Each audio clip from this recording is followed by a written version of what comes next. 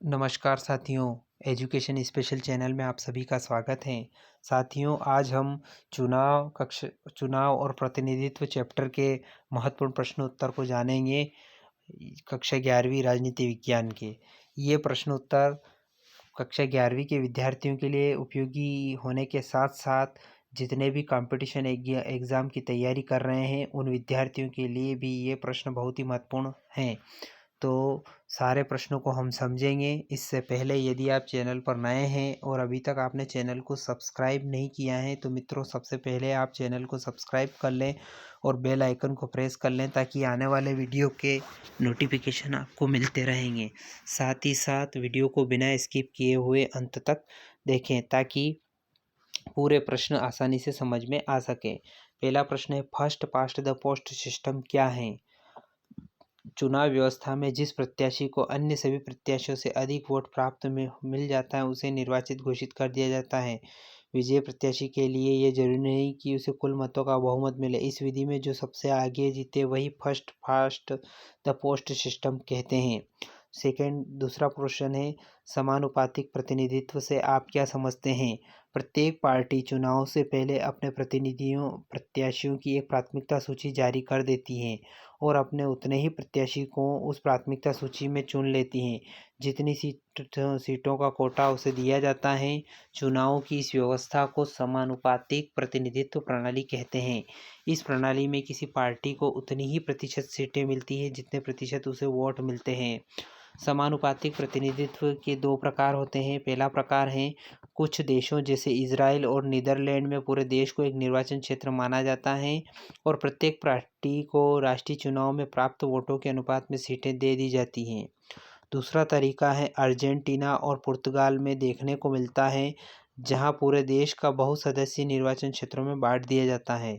प्रत्येक पार्टी प्रत्येक निर्वाचन क्षेत्र के लिए अपने प्रत्याशियों की एक सूची जारी करती है जिसमें उतने ही नाम होते हैं जितने प्रत्याशियों को उस निर्वाचन क्षेत्र से चुना जाना होता है।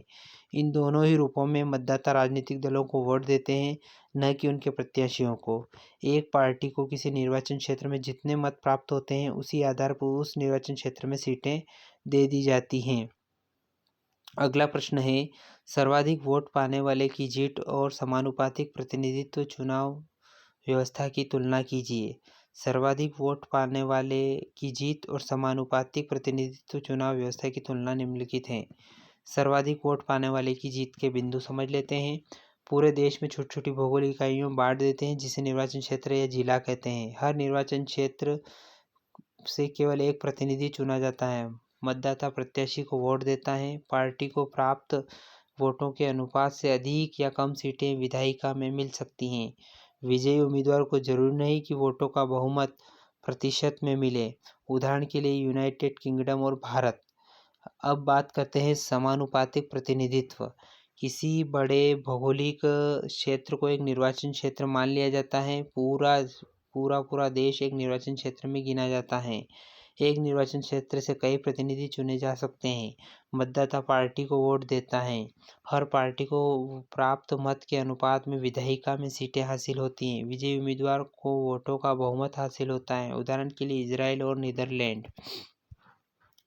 सार्वभौमिक वयस्क मताधिकार से क्या अभिप्राय है? लोकतांत्रिक चुनाव में देश के सभी वयस्क नागरिकों को चुनाव में वोट देने का अधिकार होना जरूरी है। इसी को सार्वभौमिक वयस्क मताधिकार के नाम से जानते हैं।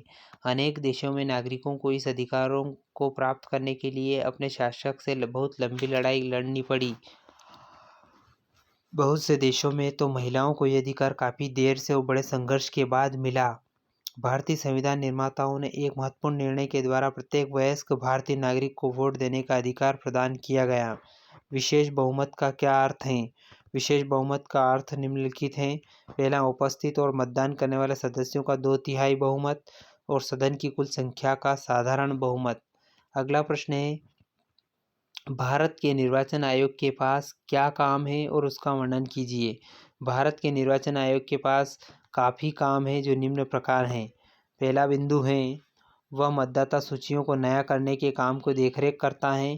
पूरा प्रयास करता है कि मतदाता सूचियों में कहीं गलती न हो, पंजीकृत मतदाताओं के नाम न छूट जाएं और उसमें ऐसे लोगों के नाम हो जो मतदान के लिए अयोग्य या जीवित न हो। वह चुनाव के समय और चुनाव का पूरा कार्यक्रम तय करता है। इस कार्यक्रम में निम्नलिखित बातों का उल्लेख होता है: चुनाव की अधिघोषणा, नामांकन प्रक्रिया शुरू करने की तिथि, मतदान की तिथि, मतगणना की तिथि, चुनाव परिणामों की तिथि। इस पूरी प्रक्रिया में निर्वाचन आयोग को स्वतंत्र एवं निष्पक्ष चुनाव कराने के लिए निर्णय लेने का अधिकार है। वह पूरे देश में किसी राज्य या किसी निर्वाचन क्षेत्र में चुनाव को इस आधार पर स्थगित या रद्द कर सकता है कि वहाँ माकूल माहौल नहीं है, स्वतंत्र और निष्पक्ष चुनाव कराना संभव नहीं है। निर्वाचन आयोग राजनीतिक दलों और उनके उम्मीदवारों के लिए एक आदर्श आचार संहिता लागू करता है। वह किसी भी निर्वाचन क्षेत्र में दोबारा चुनाव कराने की आज्ञा दे सकता है। यदि उसे लगे कि मतगणना प्रक्रिया पूरी तरह से उचित और न्यायपूर्ण नहीं थी तो वह दोबारा मतगणना कराने की भी आज्ञा दे सकता है। चौथा कार्य है, निर्वाचन आयोग राजनीतिक दलों को मान्यता देता है, उन्हें चुनाव चिन्ह आवंटित करता है। अगला है, भारत में कानून के द्वारा चुनाव सुधारों का वर्णन कीजिए, या निर्वाचन आयोग के द्वारा चुनाव में किस प्रकार के संशोधन किए गए हैं उनका वर्णन कीजिए। निर्वाचन आयोग द्वारा चुनाव में निम्न प्रकार के संशोधन किए गए हैं। पहला है, हमारे चुनाव व्यवस्था को सर्वाधिक मत से जीत वाली प्रणाली के स्थान पर किसी प्रकार की समानुपातिक प्रतिनिधित्व प्रणाली लागू करनी चाहिए। इससे राजनीतिक दलों को उसी अनुपात में सीटें मिलेगी जिस अनुपात में उन्हें वोट मिलेंगे। दूसरा है, संसद और विधानसभाओं में 1/3 सीटों पर महिलाओं को चुनने के लिए विशेष प्रावधान बनाए जाएं। चुनावी राजनीति में ध्यान के प्रभाव को नियंत्रित करने के लिए और अधिक कठोर प्रावधान होने चाहिए। सरकार को एक विशेष विधि से चुनावी खर्चों का भुगतान करना चाहिए। जिस उम्मीदवार के विरुद्ध फौजदारी का मुकदमा हो उसे लड़ने के लिए रोक देना चाहिए, भले ही उसने इसके विरुद्ध न्यायालय में अपील कर रखी हो। चुनाव प्रचार में जाति और धर्म के आधार पर की जाने वाली किसी भी प्रकार की अपील को पूरी तरह से प्रतिबंधित कर देना चाहिए। राजनीतिक दलों की कार्यप्रणाली को नियंत्रित करने के लिए तथा उनकी कार्यविधियों को और अधिक पारदर्शी और लोकतांत्रिक बनाने के लिए कानून होना चाहिए। अगला प्रश्न, निर्वाचन आयोग को किस स्थानों पर चुनाव कराने में कठिनाइयों का सामना करना पड़ता है? निर्वाचन आयोग को असम, पंजाब और जम्मू और कश्मीर जैसे हिंसाग्रस्त क्षेत्रों में चुनाव कराने में कठिन परिस्थितियों का सामना करना पड़ता है। किस सन में चुनाव प्रक्रिया को बीच में रोकना पड़ा और क्यों? सन 1991 में पूरी चुनाव प्रक्रिया को बीच में ही रोकना पड़ा क्योंकि चुनाव प्रचार के दौरान पूर्व प्रधानमंत्री राजीव गांधी की हत्या कर दी गई थी। तो साथियों, आज के वीडियो में मैंने आपको चुनाव और प्रतिनिधित्व के बारे में समझाने का प्रयास किया है।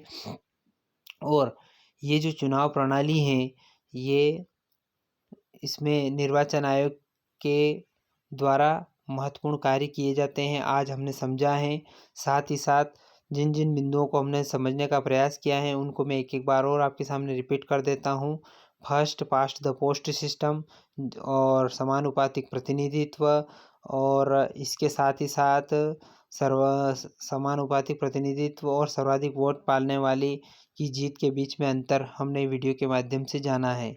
साथ ही साथ सार्वभौमिक वयस्क मताधिकार, जिसकी उम्र 18 वर्ष हो जाती है, वयस्क नागरिकों को वोट देने का अधिकार प्राप्त हो जाता है। इसे ही सार्वभौमिक वयस्क मताधिकार के नाम से जाना जाता है। विशेष बहुमत का अर्थ, विशेष बहुमत में उपस्थित और मतदान करने वाले सदस्यों का 2/3 बहुमत और सदन की कुल सदस्य संख्या का साधारण बहुमत इसको होता है। भारत के निर्वाचन आयोग के पास क्या क्या काम है, सारे काम हमने इस वीडियो के माध्यम से जाने हैं। अब बात कर लेते हैं, भारत में कानून चुनाव सुधारों का वर्णन कीजिए, या निर्वाचन आयोग के चुनाव किस प्रकार संशोधन किए गए उनका वर्णन कीजिए, ये भी हमने वीडियो में जाना है। निर्वाचन आयोग को चुनाव कराने में कहाँ कहाँ कठिनाइयों का सामना करना पड़ रहा है, तो असम, पंजाब और जम्मू कश्मीर ये हिंसाग्रस्त क्षेत्र हैं और यहाँ पे चुनाव कराने में निर्वाचन आयोग को बहुत कठिनाइयों का सामना करना पड़ता है। समय समय पर यहाँ के लिए नोटिफिकेशन भी जारी करना पड़ते हैं और समस्याओं से निपटना पड़ता है। और एक प्रश्न और पूछा है, किस सन में चुनाव प्रक्रिया को बीच में ही रोकना पड़ा, तो सन 1991 की बात है जब चुनाव की प्रक्रिया के बीच में ही रोकना पड़ा था, क्योंकि उस समय जो हमारे देश के पूर्व प्रधानमंत्री राजीव गांधी की हत्या कर दी गई थी। इस वजह से चुनाव प्रक्रिया को बीच में ही रोकना पड़ा था। तो साथियों, आज की वीडियो में मैंने चुनाव और प्रतिनिधित्व के बारे में समझाने का प्रयास किया है। आशा करता हूँ कि पूरा वीडियो आपको समझ में आया होगा। यदि वीडियो पसंद आए तो इस वीडियो को लाइक करें, कमेंट करें और ज़्यादा से ज़्यादा अपने मित्रों को शेयर करें, ताकि सभी को इस चैप्टर की पूरी जो कन्फ्यूज़न है वो क्लियर हो जाएगा। एक बार और आपसे निवेदन है, यदि आपने चैनल को सब्सक्राइब नहीं किया है तो प्लीज़ आप चैनल को सब्सक्राइब कर लें, बेल आइकन को प्रेस कर लें। धन्यवाद साथियों। जय हिंद, जय भारत।